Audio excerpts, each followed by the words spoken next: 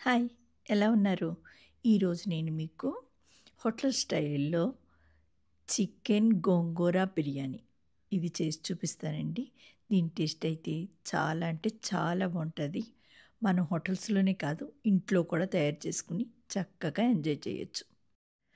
ముందుగా కడాయి స్టవ్ మీద పెట్టి దానిలో ఆయిల్ పోసి వేడెక్కిన తర్వాత నేను చూపించిన స్పైసెస్ అన్నీ వేసి చక్కగా మంచి అరోమా వచ్చే వరకు సిమ్‌లో పెట్టి వేపుకోండి.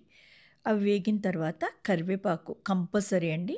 వేసి అది వేగిన తర్వాత ఉల్లిపాయలు వేసి అందులో కొంచెం సాల్ట్ వేసుకొని ఎర్రగా అయ్యే వరకు వేపుకోండి. ఇప్పుడు మన ఉల్లిపాయలు ఎర్రగా వేగిపోయాయి కదా! ఇందులో అల్లం వెల్లుల్లి పేస్ట్ వేసుకొని పచ్చి వాసన పోయే వరకు బాగా వేపుకోండి. అల్లం వెల్లుల్లి పచ్చి వాసన పోయే వరకు వేపుకున్నారు కదా! ఇప్పుడు ఇందులో మనం చికెన్ వేసుకొని, ఇందులోనే సాల్ట్ కూడా వేసుకొని బాగా కలుపుకోండి. చికెన్‌ని ఒకసారి బాగా కలుపుకొని దీనిలో ముందుగా కారం, ధనియాల పొడి, జీలకర్ర పొడి, గరం మసాలా వేసి బాగా కలుపుకోండి. యాక్చువల్‌గా ముందు వేశానండి. అప్పుడు వీడియో తీయలేదు నేను. మర్చిపోయాను. సో, మీకోసం చూపించడానికి మళ్ళీ వేశాను అంతే.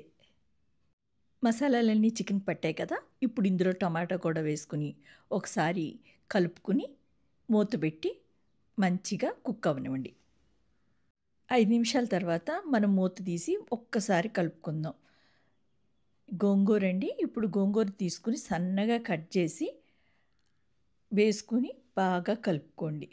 తెలుగు రాష్ట్రాల్లో గోంగూర బాగా దొరుకుద్ది కాబట్టి వీలుంటే ఈరోజు తెచ్చుకొని రేపే వండుకోండి. మీకు ఈ చికెన్ బిర్యానీ అయితే సూపర్‌గా నచ్చుద్ది. సన్నగా కట్ చేసే వేయండి. గోంగూర ఉడకపెట్టి వేయకండి. ఇది చాలా బావుంటది. తినేటప్పుడు మీకు ఆ డిఫరెన్స్ అయితే పక్కా తెలుస్తది. బాగా కలుపుకొని మూత పెట్టి ఇంకొక 10 నిమిషాలు మగ్గనివ్వండి. ఇప్పుడు ఇందులో పుదీనా, కొత్తిమీర వేసి బాగా కలుపుకొని సిమ్‌లో పెట్టి పక్కన పెట్టుకోండి. ఇప్పుడు ఒక బిర్యానీ గిన్నె తీసుకొని అందులో ఘీ వేసి, అందులో మనము ఉడికించి ఉంచుకున్న చికెన్ వేసేసి బాగా కలుపుకొని పక్కన పెట్టుకోండి. ఇప్పుడు బిర్యానీ రైస్ కోసం ఒక గిన్నె తీసుకొని వాటర్ పోసి, అందులో ఉప్పు, ఘీ, బిర్యానీ స్పైసెస్, కొత్తిమీర, పుదీనా, నానబెట్టి ఉంచిన బాస్మతి రైస్ వేసి 70% మాత్రమే కుక్ చేసుకోండి. 70% కుక్ అయిన తర్వాత మనం చికెన్ మీద ఈ రైస్‌ని స్ప్రెడ్ చేయండి. రైస్ మొత్తం మంచిగా స్ప్రెడ్ చేసిన తర్వాత దాని మీద పుదీనా, బ్రౌన్ ఆనియన్స్, కొంచెం నిమ్మరసం, ఘీ,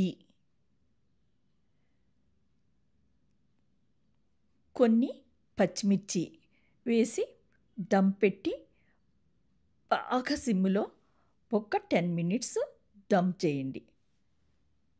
స్టవ్ ఆపేసిన తర్వాత 5 మినిట్స్ రెస్ట్ ఇవ్వండి. దాని తర్వాత మూత తీసి చూడండి.